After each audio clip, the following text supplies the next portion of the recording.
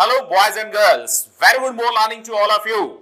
Welcome you all in Beat, Best Education Academy for Toppers. I hope all of you are enjoying the lectures of the chapter Rotational Motion. As this is the lecture number 11, so before that you have enjoyed 10 lectures of rotational mechanics. And till now you have learned a lot of things. I hope आपने बहुत सारी चीजें सीखी होंगी और अब आपको इस चैप्टर में और ज्यादा मजा आने लगा होगा क्योंकि मोमेंट ऑफ इनर्शिया की बहुत सारी चीजें हम लोग ने सीखना शुरू कर दी हैं and most of the things आप सॉल्व कर पा रहे होंगे अगर आप क्वेश्चन प्रैक्टिस कर रहे होंगे। असाइनमेंट जो भी दिए गए थे वो असाइनमेंट आपने सॉल्व किए होंगे और प्रैक्टिस सेशन जो था वो भी हो गया होगा। अभी मोमेंट ऑफ इनर्शिया का प्रैक्टिस सेशन आने वाला है बच्चों एक दो लेक्चर के बाद, क्योंकि तब तक के हम लोग जो थ्योरम्स हैं और जो इंपॉर्टेंट पॉइंट्स है वो मोमेंट ऑफ इनर्शिया के कंप्लीट कर लेंगे और फिर प्रैक्टिस सेशन में we will solve a lot of questions related to just moment of inertia. तो चलिए अब आपको आज कुछ और चीजें सिखाते हैं। आई होप आप मेरी बातों को बहुत अच्छे से समझ रहे होंगे और नोट्स प्रॉपर बना रहे होंगे। जैसा कि मैंने आपको बताया यार कि सभी लोगों को नोट्स बनाना बहुत ज्यादा इंपॉर्टेंट है बच्चों। अगर आप नोट्स नहीं बनाएंगे तो बहुत सारी प्रॉब्लम्स होगी, क्योंकि हम चीजों को याद रखते हैं, पढ़ते टाइम हमको याद रहता है, लेकिन जब क्वेश्चंस करने जाते हैं तो आपने एक्सपीरियंस किया होगा, आपको ऐसा फील भी हुआ होगा कि आप चीजें ज्यादातर भूल जाते हैं, दिमाग से स्लिप हो जाता है और सही पॉइंट सही टाइम पर याद नहीं आता।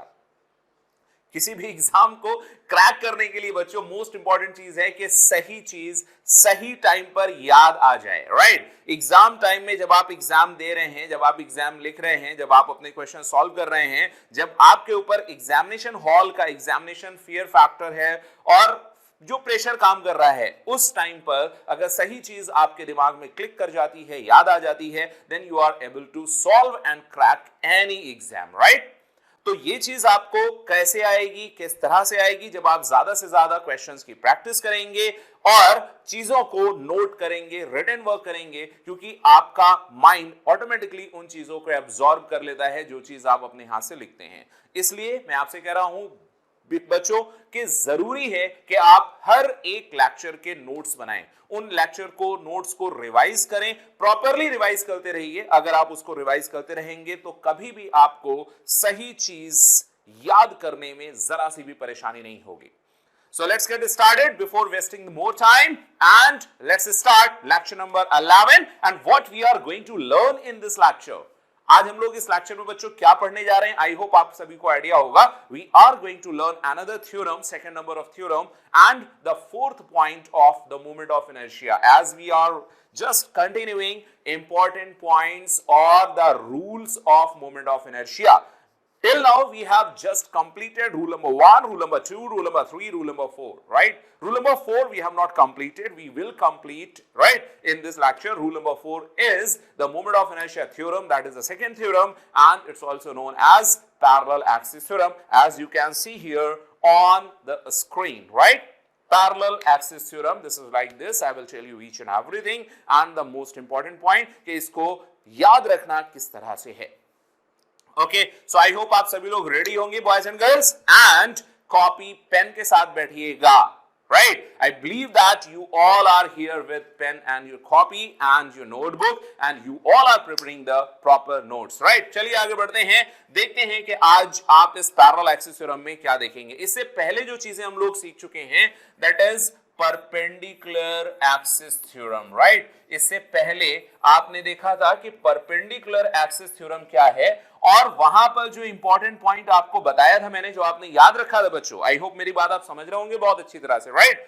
हर चीज को रिकॉल करिएगा कि पिछले जब लेक्चर को आप देख रहे थे तो उस टाइम आपको कौन कौन सी बातें बताई थी। वहां पर मैंने आपको बताया था कि only for two dimensional bodies, right, कि ये सिर्फ और सिर्फ टू डायमेंशनल बॉडीज के लिए है पैरेलल एक्सिस थ्योरम, यानी हम इसको हर एक ऑब्जेक्ट, हर एक तरह की बॉडी, चाहे two dimensional, three dimensional, one dimensional के लिए अप्लाई नहीं कर सकते, राइट। बट यहां पर जो मोस्ट इंपॉर्टेंट थिंग आपको दिख रहा है, now we are going to learn the theorem of parallel axis और the parallel axis theorem and it is applicable for all types of bodies, right. चाहे वन डायमेंशन हो, टू डायमेंशन हो, three dimension हो, कैसी भी body हो, आप इसको अप्लाई कर सकते हैं। यानी कि 2D के लिए, यानी प्लेनर ऑब्जेक्ट के लिए भी लगेगा, मतलब डिस्क के लिए भी लगा सकते हैं, रिंग के लिए भी लगा सकते हैं, 2 डायमेंशनल बॉडीज है।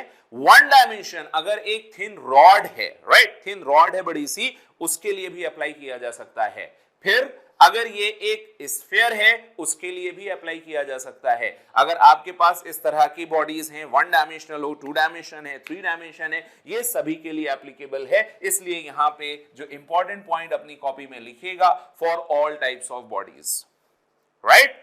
ये चीज बहुत ज्यादा इंपॉर्टेंट है। शायद आप मेरी बात समझ पा रहे होंगे, अग्री होंगे आप मुझसे, और कॉपी में आपने इस बात को नोट किया होगा कि जो पैरेलल एक्सिस थ्योरम है that is applicable for all types of body, 1 dimension, 2 dimension, 3 dimension, सभी के लिए अप्लाई किया जा सकता है। लेकिन इससे पहले वाले लेक्चर नंबर 10 में that we have already done is perpendicular axis theorem. Perpendicular axis theorem को सिर्फ और सिर्फ 2 डायमेंशनल बॉडी के लिए, प्लेन ऑब्जेक्ट के लिए ही अप्लाई किया जा सकता है। इस बात को आई होप आप याद रखेंगे और सही टाइम पे सही जगह पर इसको रिकॉल करेंगे। जब आप एग्जामिनेशन हॉल में सॉल्व कर रहे होंगे क्वेश्चन, तो आपको ये मेरी बातें आपके दिमाग में घूमेंगी कि ये चीज हमें यहां पर अप्लाई करनी थी और आपको प्रैक्टिस जरूर करनी है, राइट। चलिए अब आगे बढ़ते हैं कि पैरेलल एक्सिस थ्योरम है क्या।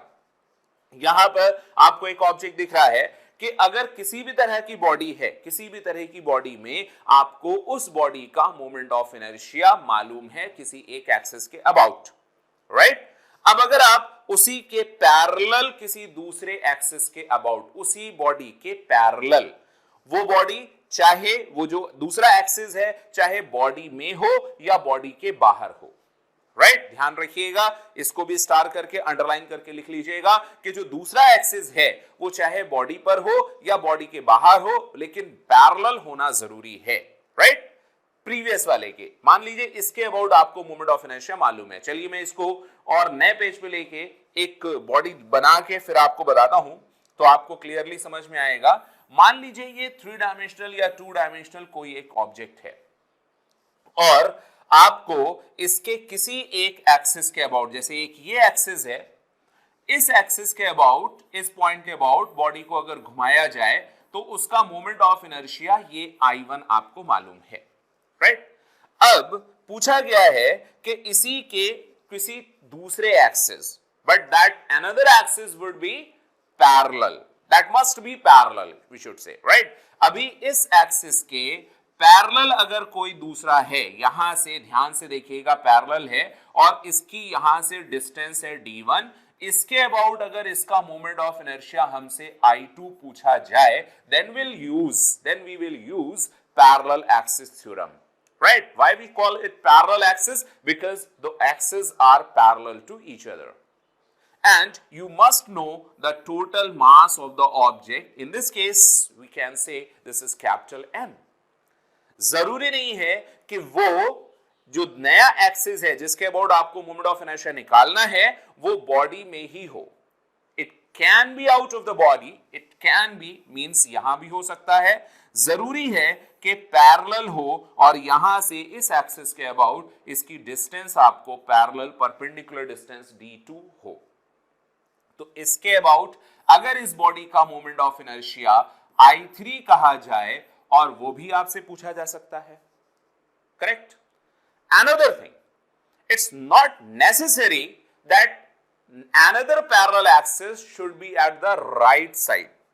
वो सारे कंफ्यूजन में पहले ही आपके दूर कर दे रहा हूं जिससे कि आपको क्वेश्चंस में इनको अप्लाई करते वक्त किसी तरह की परेशानी ना हो। You will not face any problem or any confusion or confusion, right?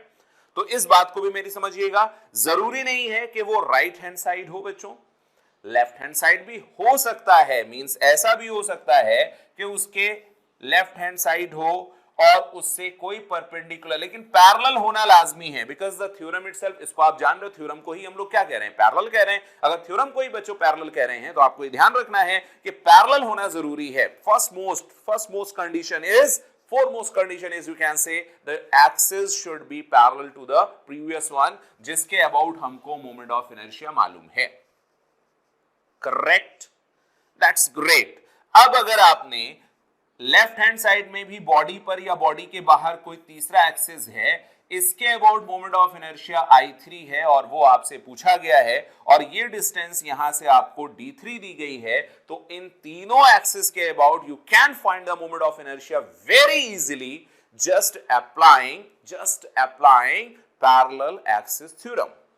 According to parallel axis theorem, just note it down in your copy कि अगर किसी एक्सिस के अबाउट आपका मोमेंट ऑफ इनर्शिया मालूम है, दिस इज नोन, राइट, और दूसरे parallel axis जैसे हमें I2 निकालना है तो I2 हो जाएगा जिसके अबाउट हमें मालूम है प्लस दूसरा दोनों के बीच की perpendicular distance. You should know the perpendicular distance between the two parallel axis. That distance must be perpendicular to each other. इस बात को ध्यान रखिएगा. और बॉडी का मास कितना दिया है? बॉडी का मास m दिया है, तो आप कह सकते हैं md1 square, and this is known as your parallel axis theorem. चाहे वन डायमेंशनल बॉडी हो, चाहे टू डायमेंशनल बॉडी हो, चाहे थ्री डायमेंशनल बॉडी हो, किसी एक्सिस के अबाउट आपको मोमेंट ऑफ इनर्शिया नोन है, नोन एक्सिस के पैरेलल किसी दूसरे एक्सिस के अबाउट मोमेंट ऑफ इनर्शिया आप फाइंड आउट करना चाहते हैं, और वो जो नया एक्सिस है वो बॉडी के अंदर हो सकता है, बॉडी के बाहर भी हो सकता है. मान लीजिए इसके अबाउट आपको I2 कहा गया था, इसके अबाउट आप इसको I3 कह रहे हैं, तो I3 is equal to known वाला plus total mass of the body, और यहां से इसकी डिस्टेंस कितनी है? ये थी D2, तो इसको मैंने D2 का स्क्वायर कर दिया, तो आपने इस तरह से ये मोमेंट ऑफ इनर्शिया निकाल लिया. करेक्ट.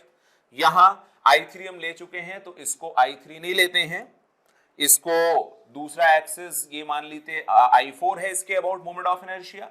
अब I4 अगर आप फाइंड आउट करना है तो जो मोमेंट ऑफ इनर्शिया पता कौन सा है? नोन है I1, और ये पैरेलल होना चाहिए. LHS हो सकता है, RHS हो सकता है, बॉडी पर हो सकता है, बॉडी के बाहर हो सकता है. इन सारी बातों को याद रखिएगा और इन सारी बातों को कॉपी में नोट करिएगा कि दूसरा एक्सिस जिसके अबाउट हमें मोमेंट ऑफ इनर्शिया निकालना है, बॉडी पर हो सकता है, बॉडी के अंदर हो सकता है, बॉडी से बाहर हो सकता है.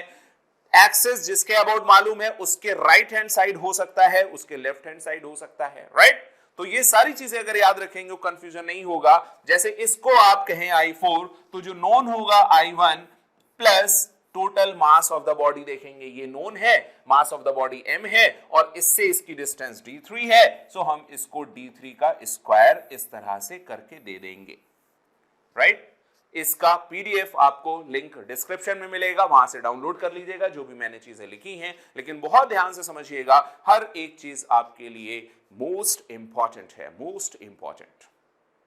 आई होप ये बात समझ में आ गई बिना किसी परेशानी के. लेकिन अब यहां एक कैच है. वो कैच क्या है? वो जिससे आप गलती कर सकते हैं, वो कैच ये है कि जो भी मोमेंट ऑफ इनर्शिया आप अप्लाई कर रहे हैं, आप मोमेंट ऑफ इनर्शिया तभी अप्लाई कर सकते हैं, उन्हीं दो एक्सिस में अप्लाई कर सकते हैं जिसमें एक एक्सिस सेंटर ऑफ मास से पास करे. यानी ये वाला जो नोन है वो होना क्या चाहिए? सेंटर ऑफ मास.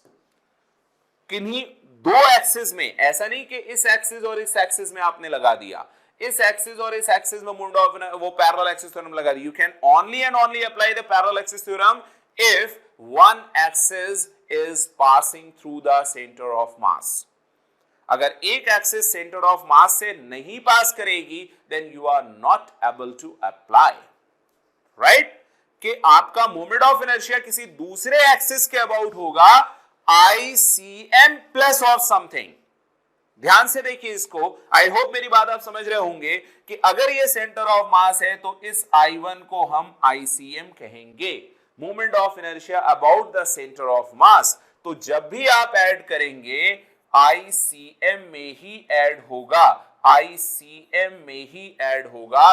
ये सबसे जरूरी चीज है, और इसी चीज को ना जानने की वजह से आप पैरेलल एक्सिस थ्योरम के क्वेश्चंस ज्यादातर गलत कर देते हैं. आपको ऐसा लगता है कि किन्हीं भी दो पैरेलल एक्सिस के बीच में मोमेंट ऑफ इनर्शिया का पैरेलल एक्सिस थ्योरम एप्लीकेबल है. नो, नॉट एट ऑल, नहीं एप्लीकेबल है. It is applicable only and only, it is applicable for all types of body. 1D हो, 2D हो, 3D हो, चलेगा. लेकिन आपको यह ध्यान रखना है कि उन्हीं दो एक्सिस के बीच में हम मोमेंट ऑफ इनर्शिया का थ्योरम लगा सकते हैं जो दोनों एक्सिस में एक एक्सिस सेंटर ऑफ मास से पास करे. अगर एक एक्सिस सेंटर ऑफ मास से पास नहीं करता है तो आप इसका कैलकुलेट नहीं कर सकते, ये एप्लीकेबल नहीं होगा। इस बात को आप अपने दिमाग में बहुत अच्छी तरह से बिठा लें, राइट। अब मैं इसी का नया रूप बताता हूं आपको जिसमें किसी भी तरह की गलती नहीं हो। ध्यान से देखें, ये कोई एक 3 डायमेंशनल, 2 डायमेंशनल, 1 डायमेंशनल, आप जैसा कहें वो मालूम है। मान लीजिए यहां इसका सेंटर ऑफ मास है, this is suppose to be the centre of mass, right. इस सेंटर ऑफ मास से पास करने वाली एक एक्सिस, इसके अबाउट इसका moment of inertia ICM known है। ICM नोन होना जरूरी है, राइट। तो इसको हम लोग क्या कहेंगे कि अगर आपको ICM नोन है तो ये ICM हो गया। अब किसी भी एक्सिस के अबाउट मोमेंट ऑफ इनर्शिया निकाल सकते हैं। क्यों? क्योंकि पैरेलल एक्सिस थ्योरम में जिस एक्सिस के अबाउट मोमेंट ऑफ इनर्शिया पता हो वो सेंटर ऑफ मास हो, उसके अलावा कोई दूसरा एक्सिस के अबाउट हमें निकालना है, देन वी कैन अप्लाई। तो हमेशा ध्यान रखिएगा कि मोमेंट ऑफ इनर्शिया की पैरेलल एक्सिस थ्योरम हमेशा उन दो एक्सिस के बीच में लगाई जा सकती है जिसमें एक एक्सिस आपका सेंटर ऑफ मास के अबाउट हो।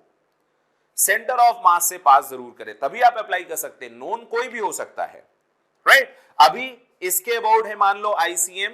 अभी हमने देखा कि यहां से इस पॉइंट से एक एक्सिस पास कर रही है ऐसे, और इसके बीच की परपेंडिकुलर डिस्टेंस है D। इसके अबाउट मोमेंट ऑफ इनर्शिया हम कह रहे हैं I dash. So according to parallel axis theorem you can say I dash is equal to ICM।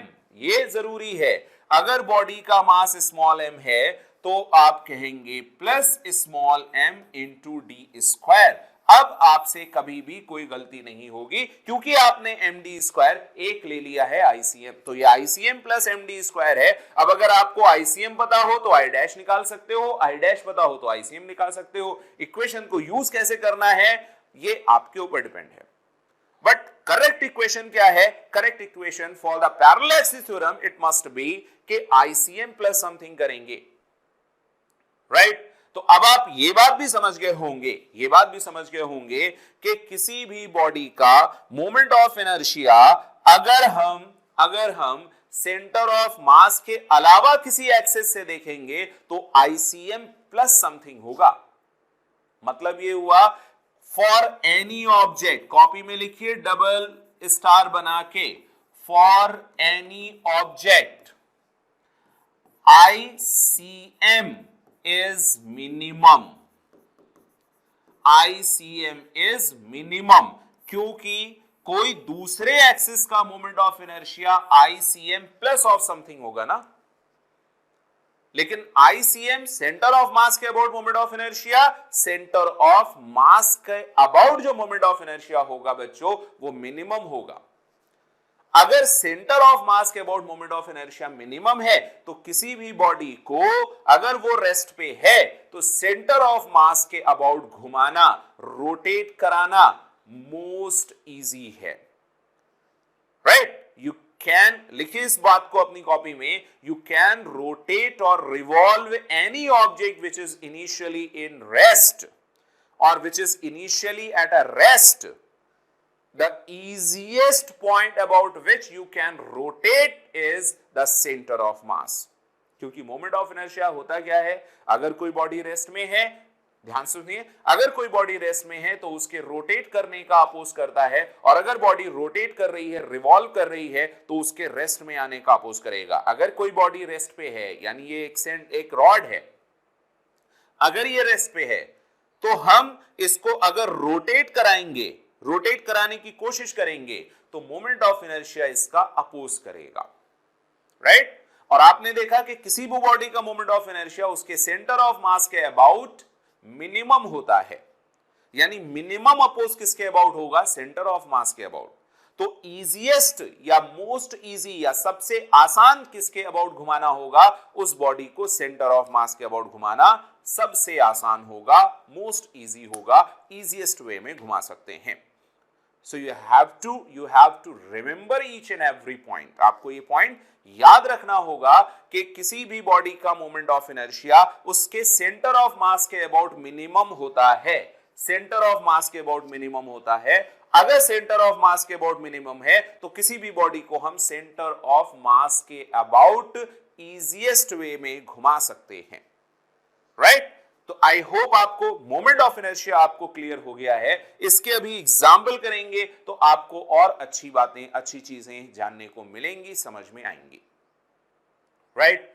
चलिए अब हम आपको ये सारी बातें बताते और समझाते जा रहे हैं। अभी आपने देख लिया कि सेंटर ऑफ मास का अगर मोमेंट ऑफ इनर्शिया आपके पास है तो आप किसी दूसरे एक्सिस के about moment of inertia parallel axis theorem के लिए लगा सकते हैं। पैरेलल एक्सिस थ्योरम किसी दूसरे एक्सिस के अबाउट मोमेंट ऑफ इनर्शिया को फाइंड आउट करने के लिए सबसे आसान टूल है, सबसे आसान हथियार है, सबसे आसान तरीका है। और इसको आप तभी अप्लाई कर सकते हैं जब दो पैरेलल एक्सिस हो और दोनों में से एक सेंटर ऑफ मास के अबाउट जा रहा हो, राइट? आप बिल्कुल ऐसा नहीं कर सकते। ध्यान रखिएगा कि अगर ये कोई बॉडी है, यहां इसका सेंटर ऑफ मास है और आपने क्या किया कि एक ये एक्सिस है और एक यहां पर एक्सिस है, दोनों पैरेलल हैं, इसके अबाउट इसका मोमेंट ऑफ इनर्शिया I2 है और दोनों के बीच की परपेंडिकुलर डिस्टेंस d है और आपको I2 पता है और I3 आपको फाइंड आउट करना है। आपने कहा इस बॉडी का मास m है और आपने सोचा कि पैरेलल एक्सिस थ्योरम हमको सिखाया गया था कि हम बहुत आसानी से इसको सॉल्व कर सकते हैं, पैरेलल हो दोनों एक्सिस, तो हम लिख सकते हैं। तो आप कहोगे कि हम I3 is equal to I2 plus m into D square ऐसा लिख दें और हमको करेक्ट आंसर मिल जाए। So absolutely wrong, you cannot write, आप नहीं लिख सकते हो। ये ऐसा नहीं है कि किसी भी दो एक्सिस के अबाउट आप लगा दें, हमेशा एक एक्सिस सेंटर ऑफ मास से पास होना लाजमी है। जब तक एक एक्सिस सेंटर ऑफ मास से पास नहीं करेगा you can not apply parallel axis theorem.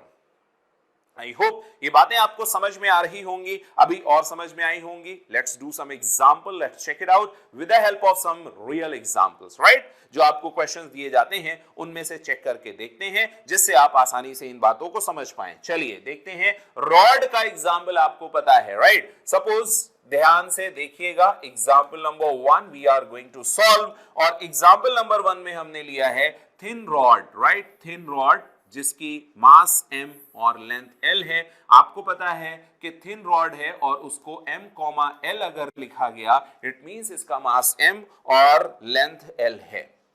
अभी आपसे कहा गया find the moment of inertia of about ending axis which is passing through the end. Suppose ये I1 है, इस I1 को आपको फाइंड आउट करना है।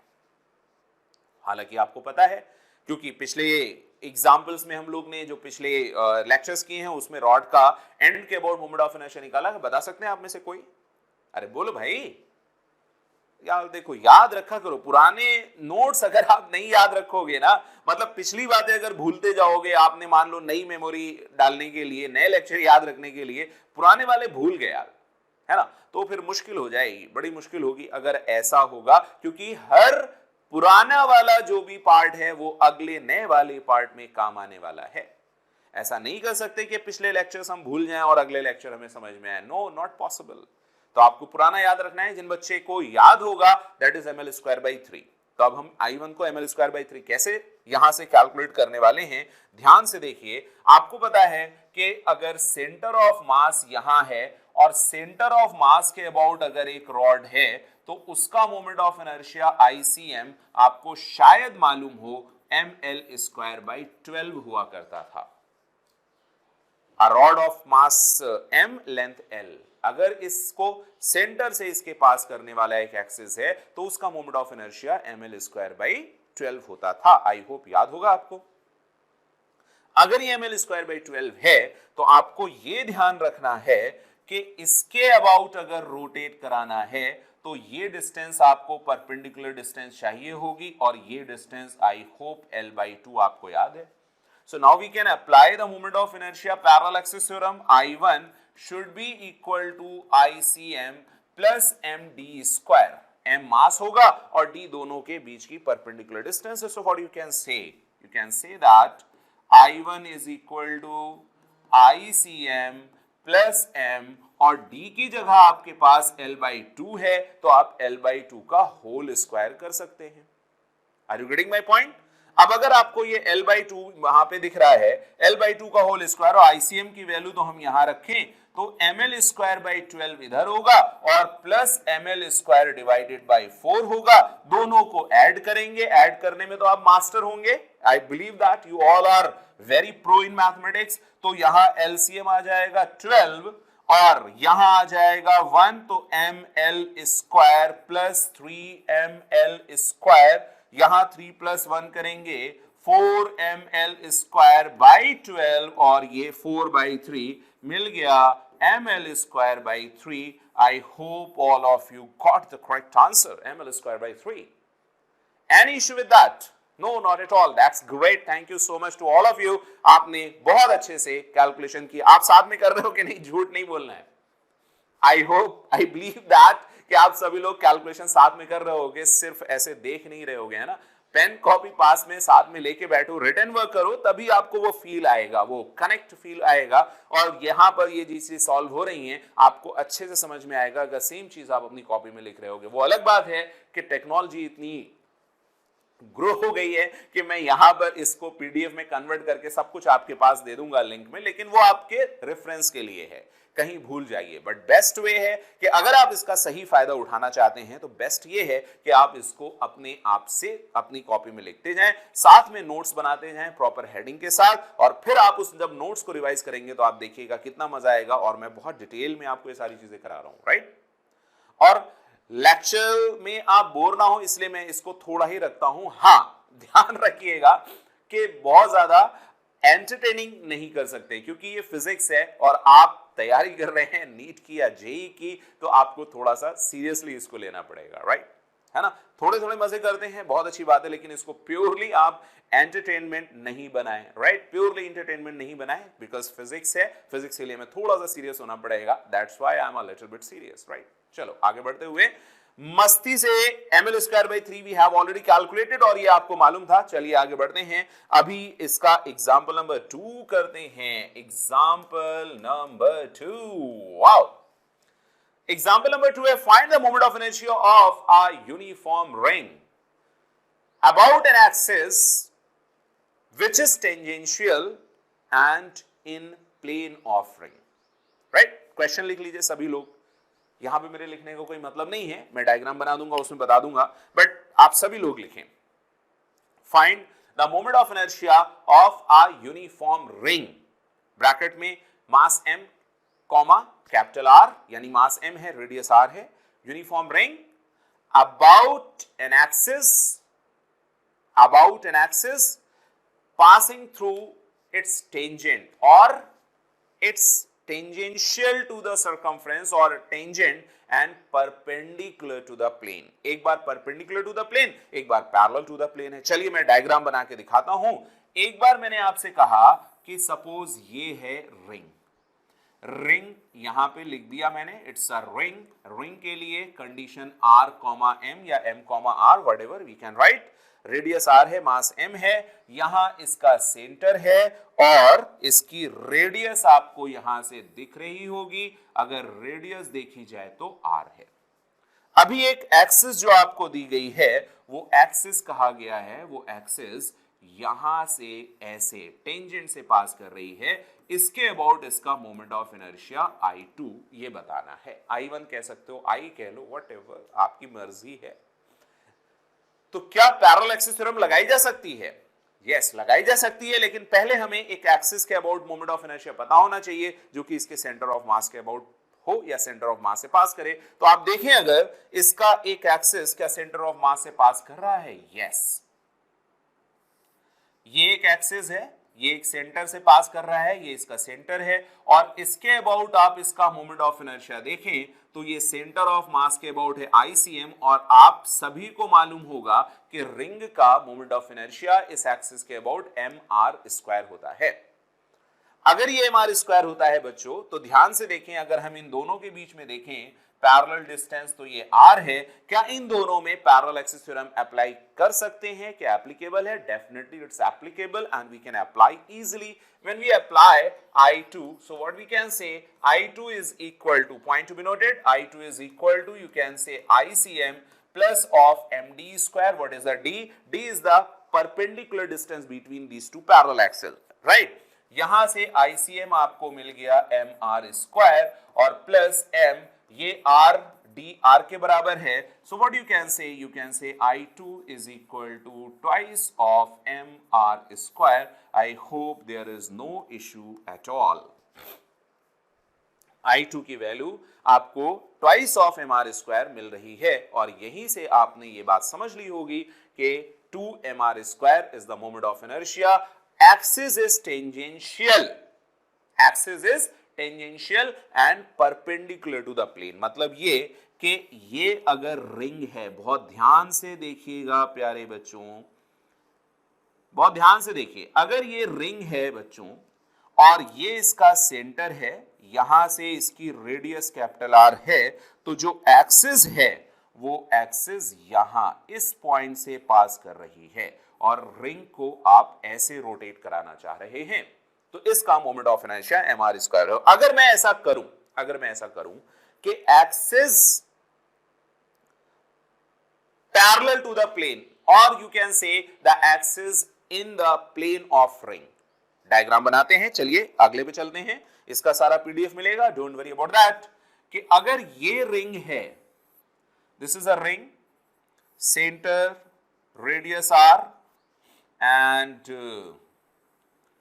यहां से ऐसे ऐसे ऐसे ऐसे वैसे जैसे और तैसे, ऐसे आ गया है ना. अरे यार, चलो मैं दूसरी तरह से बनाता हूं इसको. यहां से थिकनेस इसकी बढ़ा लो और अब बना लो ये रिंग. देखा टेक्नोलॉजी का कमाल. ये रिंग है और इस रिंग में R और मास M है. यहां पे मैंने आपसे बोल दिया ये रिंग है and this is the centre. यहां से रेडियस R मिल रहा है. अभी आपने एक एक्सिस देखा, ये एक्सिस ऐसे पास कर रहा है और ऐसे घुमा रहे हैं. इसके अबाउट मोमेंट ऑफ इनर्शिया आपको पता करना है, राइट? तो क्वेश्चन क्या लिखेंगे कॉपी में? Find the moment of inertia of a ring ring about an axis which is passing through the tangent or the axis which is tangential to the ring and in plane of the ring ऐसे है. अब अगर आप इसको ऐसे rotate कराएं तो I की वैल्यू चाहिए. I की वैल्यू के लिए आपने यहां से देखा कि क्या हमें सेंटर ऑफ मास ये है, इसके अबाउट कोई मोमेंट ऑफ इनर्शिया मालूम है? अगर आपको याद हो तो हमने परपेंडिकुलर एक्सिस थ्योरम में इसको कैलकुलेट किया था और इसका नाम दिया था आईडी, और आपने परपेंडिकुलर एक्सिस थ्योरम से आईडी की वैल्यू mr स्क्वायर बाई 2 निकाली थी. याद है? आईडी की वैल्यू आपने mr स्क्वायर बाई 2 कैलकुलेट की थी. आई होप ये सारी बातें आपको समझ में आ रही होंगी और किसी तरह की कोई परेशानी नहीं होगी. अब आगे चलते हैं. mr स्क्वायर बाई 2 अगर आप कैलकुलेट कर चुके हैं तो इन दोनों में हम पैरेलल एक्सिस थ्योरम लगा सकते हैं. I is equal to ICM plus MD square. ये पैरेलल एक्सिस थ्योरम का एक्सप्रेशन है. कलर में चेंज कर लेता हूं. अब आप देखिए, I आपको पता करना है, ICM है ID जो कि सेंटर ऑफ मास से पास कर रहा है, वो है mr स्क्वायर. यहां पे mr स्क्वायर बाई 2. MD की वैल्यू आप देखें, D की वैल्यू इन दोनों के बीच की डिस्टेंस है और D की वैल्यू एग्जैक्टली R है, तो आप यहां mr स्क्वायर करेंगे और यहां से I की value 3mr square divided by 2, और इसमें किसी तरह की कोई परेशानी नहीं है. All the things are done, right? सब कुछ फर्स्ट क्लास, बिना टेंशन के, धमाधम क्लियर है. ये चीज भी आपने कैलकुलेट कर ली. सेम आप डिस्क के लिए भी कर सकते हैं. चलो मैं डिस्क के लिए भी तेजी से बता देता हूं क्योंकि टाइम अपना लेक्चर का खत्म हो रहा है. अगर ऐसा हो कि आपको डिस्क दी हो डिस्क का मास m और r दिया हो, राइट। अभी आपसे कहा जाए कि ये एक डिस्क है, ये सेंटर, और ये डिस्क आपने ले ली। अभी डिस्क एक एक्सिस ऐसी ली, ये एक्सिस है और एक्सिस इसके टेंजेंशियल है, एक्सिस टेंजेंशियल है, यहां से इसकी रेडियस r है, मास m है।